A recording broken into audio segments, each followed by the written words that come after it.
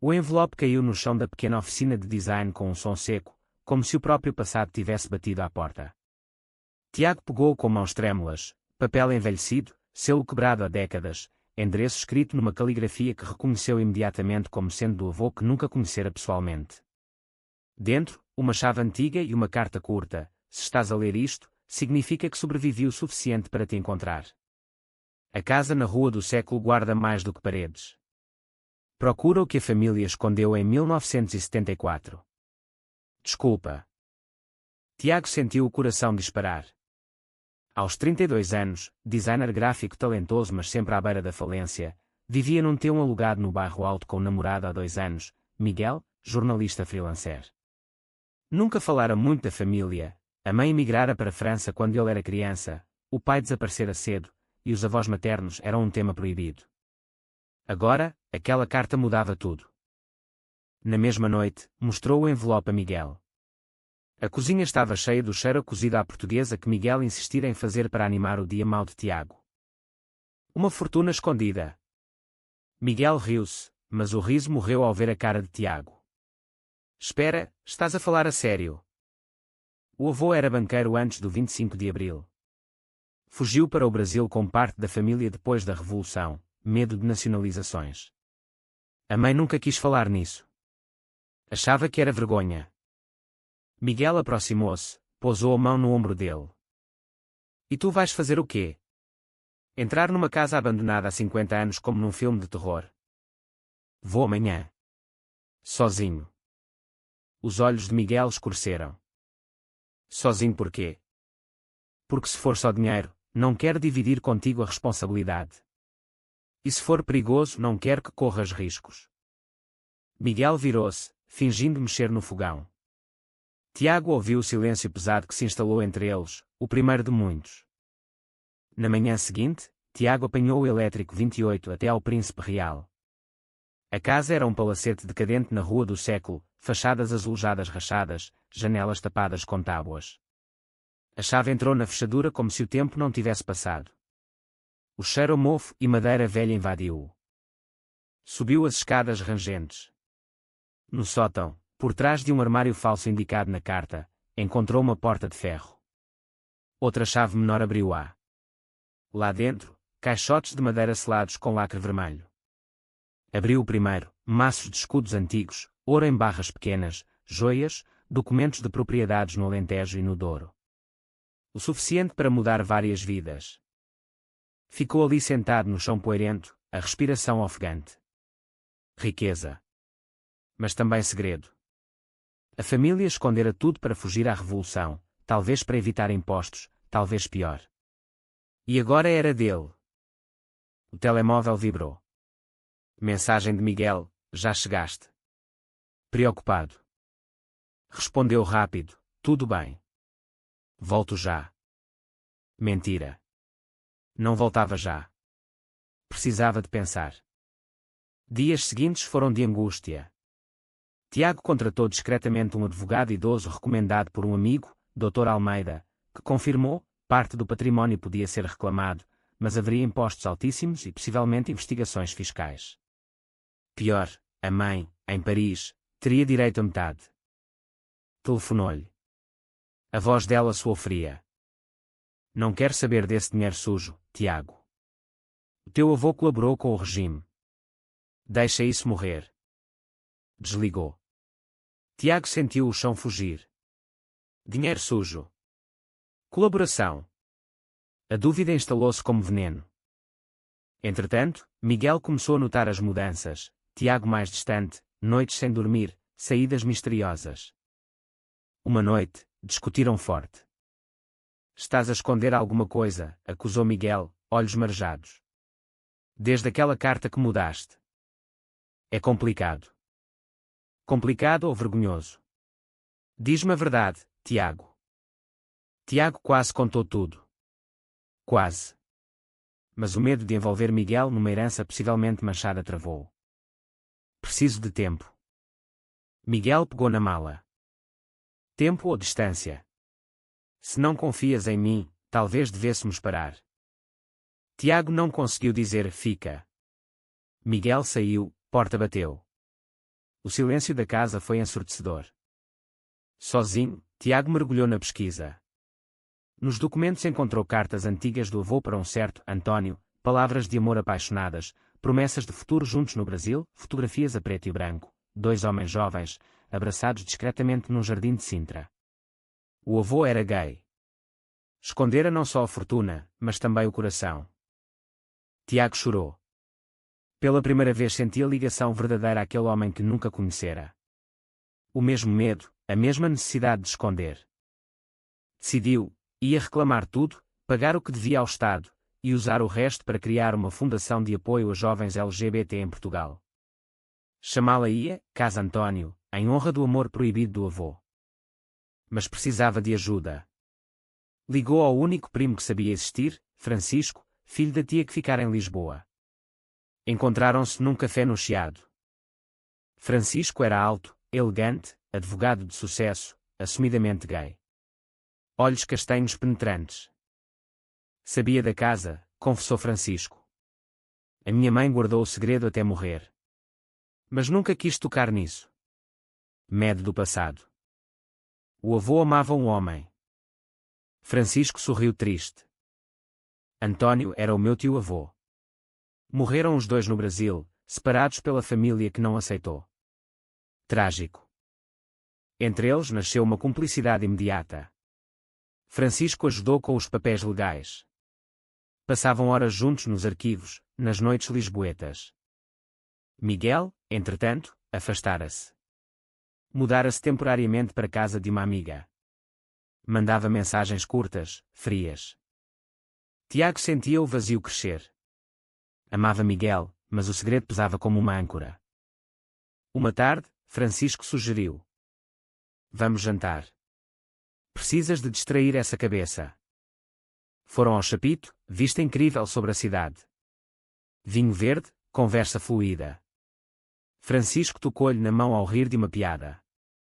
Tiago retirou devagar, mas o gesto ficou no ar.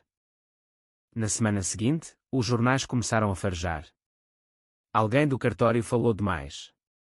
Herdeiro descobre fortuna escondida da era salazarista. O nome de Tiago apareceu.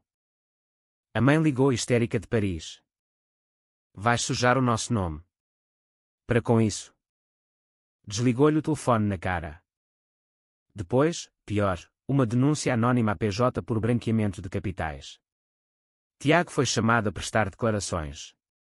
Saiu exausto. Nessa noite, sozinho no apartamento, bebeu demais. Ligou a Miguel, voz embargada. Preciso de ti. Miguel apareceu uma hora depois. Abraçaram-se à porta, sem palavras.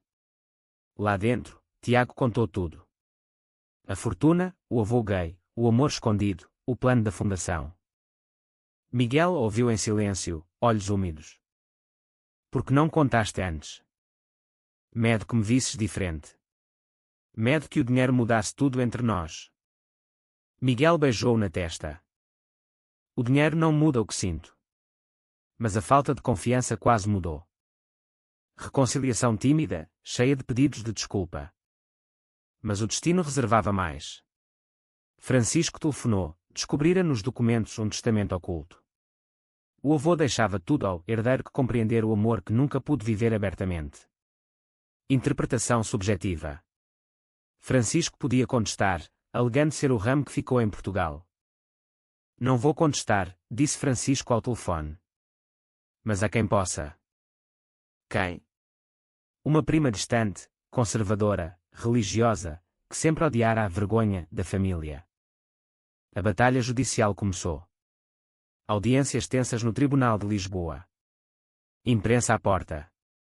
Tiago e Miguel de mãos dadas ao entrar, desafiando olhares. Numa das noites mais difíceis, após perder uma providência cautelar que bloqueava os bens, Tiago desabou. Vou perder tudo. A fundação, a memória do avô, talvez até a ti. Miguel segurou-lhe o rosto. Não vais perder-me. Lutamos juntos. Francisco, vendo a determinação deles, decidiu testemunhar a favor de Tiago, revelando publicamente a orientação sexual do avô e o amor por António. Escândalo na família conservadora, mas apoio maciço da comunidade LGBT. O julgamento final aproximava-se.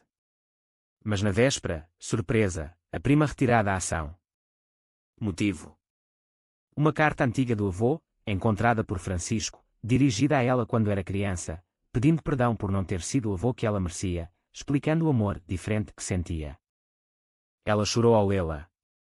Retirou tudo. Tiago ganhou. A fortuna, descontados impostos, era suficiente para restaurar a casa na Rua do Século e abrir a Casa António, residência e centro de apoio para jovens LGBT rejeitados pelas famílias. Na inauguração, sol de primavera, bandeiras arco-íris ao vento. Tiago cortou a fita ao lado de Miguel, agora noivo, e de Francisco, que se tornaram o melhor amigo do casal. A mãe veio de Paris. Pela primeira vez, abraçou publicamente. Desculpa, filho. O teu avô teria orgulho. Tiago olhou para o céu de Lisboa, sentiu o vento do Tejo, e soube que o amor, mesmo escondido por décadas, encontra sempre caminho para a luz. Tiago ainda tremia dias depois da inauguração. A casa restaurada brilhava, azulejos recuperados, salas cheias de jovens que chegavam com malas pequenas e olhos assustados. Mas dentro dele, algo não assentava. Miguel notava. À noite, no apartamento que agora partilhavam maior e com vista para o rio, perguntava: o que te corrói ainda? Sinto que roubei algo. Que o avô queria que o António estivesse aqui conosco. Mas ele morreu sozinho no Brasil. Miguel abraçava-o. Fizeste o que podias. Honraste-os aos dois. Mas a culpa permanecia. Uma carta chegou, remetente Brasil, caligrafia trêmula. Dentro, uma fotografia antiga e uma nota: sou filho de António. O teu avô salvou-nos a vida. Nunca soube da fortuna, só do amor. Posso conhecer a casa que construíste em nome dele. Tiago sentiu o coração parar. Um herdeiro vivo do amor proibido. Telefonou ao homem: Eduardo, 68 anos, voz quente apesar da idade. Combinaram encontro. Eduardo chegou a Lisboa numa manhã chuvosa.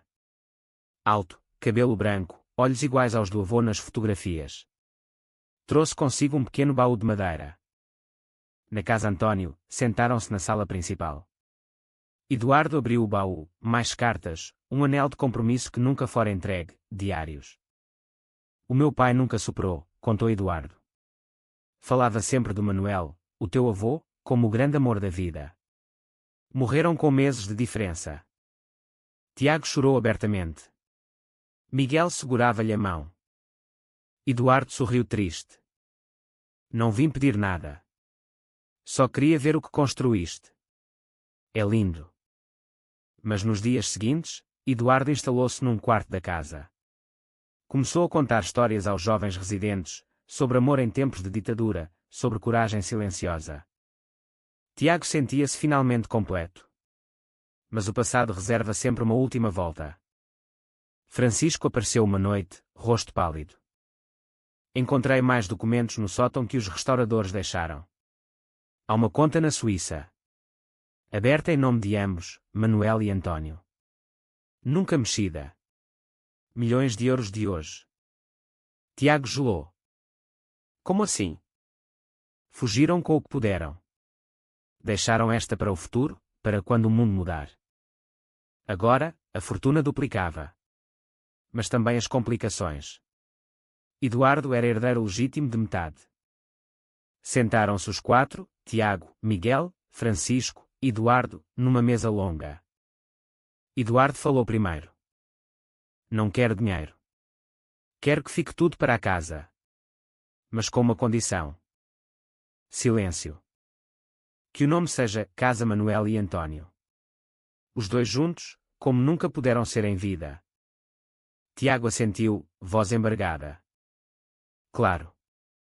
Miguel apertou-lhe a coxa por baixo da mesa, apoio silencioso. Mas nem tudo era paz. A imprensa voltou. Fortuna suíça de colaborador do Estado Novo encontrada por associação LGBT. Ataques nas redes, ameaças anónimas. Uma noite, vidros partidos na Casa António. Jovens assustados. Polícia. Tiago sentiu o velho medo regressar. Ia perder tudo outra vez. Miguel organizou segurança voluntária da comunidade. Francisco usou contactos para acelerar investigações. Numa madrugada, Tiago e Miguel sentados na varanda, cidade dormindo lá embaixo. Achas que valeu a pena? Perguntou Tiago. Miguel virou-se para ele. Cada segundo.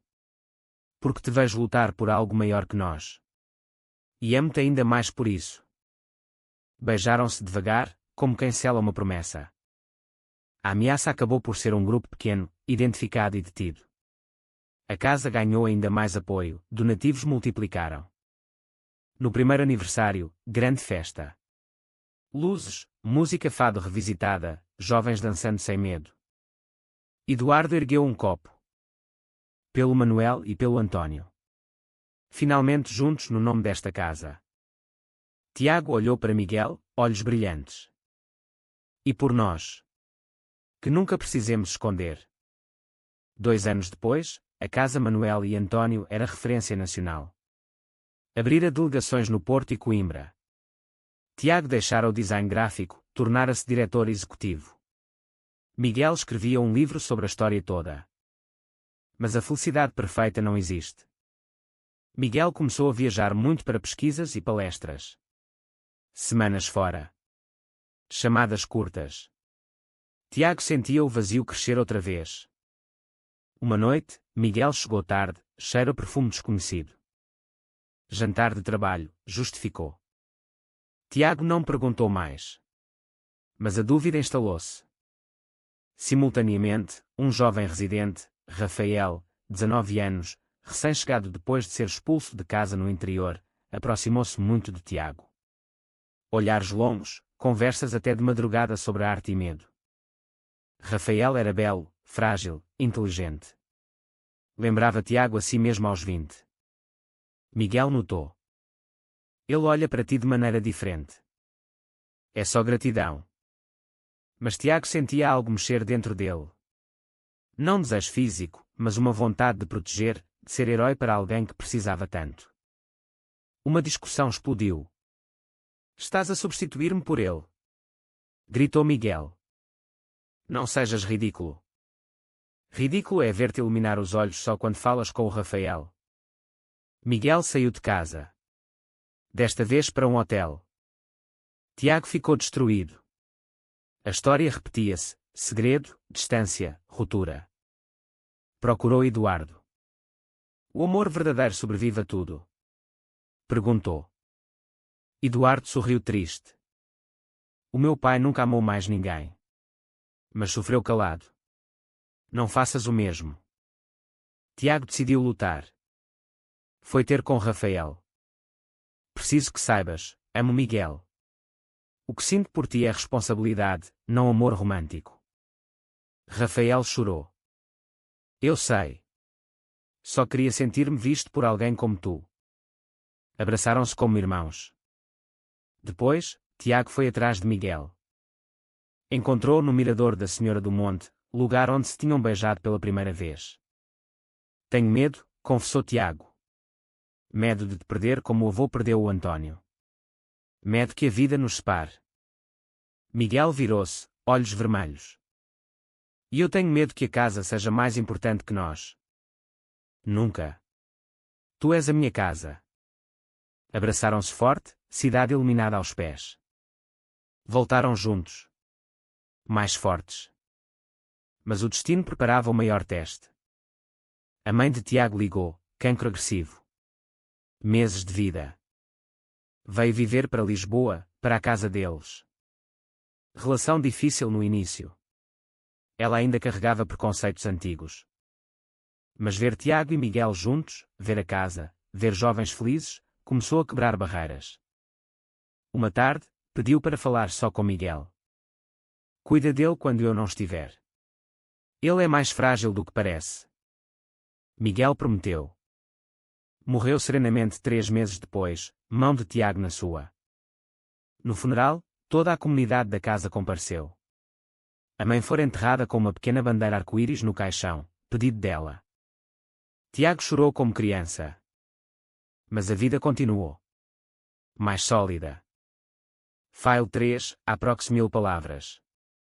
5 anos envolvidos, Tiago e Miguel casaram numa cerimónia íntima no jardim da casa. Eduardo foi o padrinho. A fortuna estava quase toda investida em projetos, bolsas de estudo, apoio psicológico, campanhas contra a discriminação. Mas surgiu uma ameaça nova. Um político populista usou a história da fortuna salazarista para atacar a comunidade LGBT, alegando dinheiro sujo a financiar a agenda gay. Manifestações à porta da casa. Ameaças de fecho por origem ilícita dos fundos. Tiago e Miguel lideraram a resposta, conferência de imprensa, documentos tornados públicos, prova de que todos os impostos foram pagos, origem explicada. A opinião pública virou-se a favor. O político perdeu credibilidade. Vitória pírrica, Tiago sofreu burnout. Meses de exaustão, crises de ansiedade. Miguel cuidou dele como nunca. Chega de carregar o mundo sozinho. Tiago aceitou ajuda profissional. Recuperou lentamente. Numa viagem de cura ao Brasil, visitaram o túmulo de Manuel e António, lado a lado finalmente, num cemitério do Rio. Tiago deixou flores. Obrigado por tudo. Na volta, decidiram adotar. Processo longo, mas conseguiram. Uma menina de 4 anos, Sofia, retirada de instituição por abandono. A família cresceu. A casa continuou a salvar vidas. Tiago olhava para Miguel brincando com Sofia no jardim e pensava, o amor proibido de 2 homens há décadas plantou a semente disto tudo. Nada se perdeu. Tudo se transformou.